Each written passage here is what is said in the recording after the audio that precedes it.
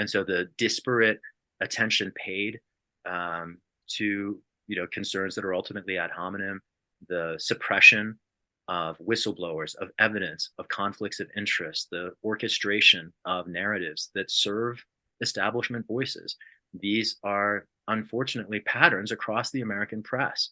I just talked last night to a former congressional candidate in Los Angeles, David Kim. He faced all kinds of lies when he challenged an entrenched Democratic incumbent there.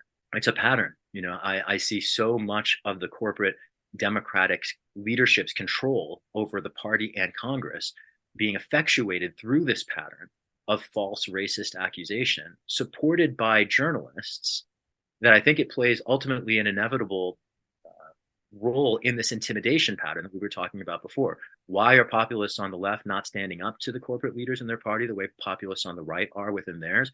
Well, one reason might be because on the left, whatever passes for it, Democrats are so willing to punch down at people who call out corruption. And Malcolm X said at one point that if you're not careful, the newspapers will have you loving the people doing the oppressing and hating the people who are being oppressed.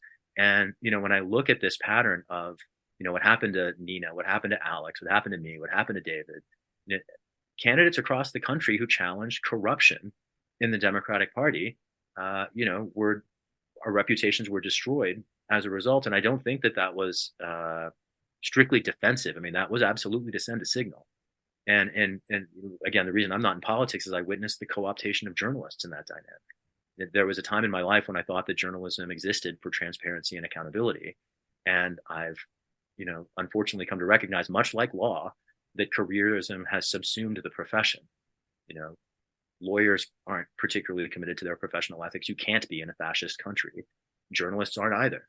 So many people are willing to put their careers before their professional principles, from members of Congress to journalists to, staff people who work for members of Congress or politicians. It's one reason I'm so grateful for voices like yours that are doing the work of, from an independent perspective, calling these dynamics out.